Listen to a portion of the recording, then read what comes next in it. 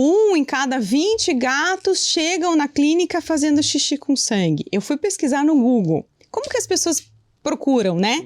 Então, assim, remédio caseiro para sangue na urina do gato. O que causa sangue na urina do gato? Por que o gato tem sangue na urina? Várias formas de procurar, né?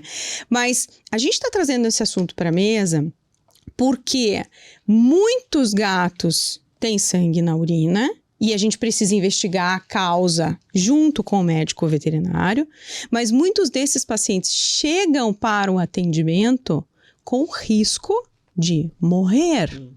Então vamos contar por que de um sanguinho no xixi pode virar morte. O que acontece nesse meio do caminho para a gente ter uma evolução tão rápida, tão grande, tão dramática, a ponto de perder um gato por causa do sangue na urina?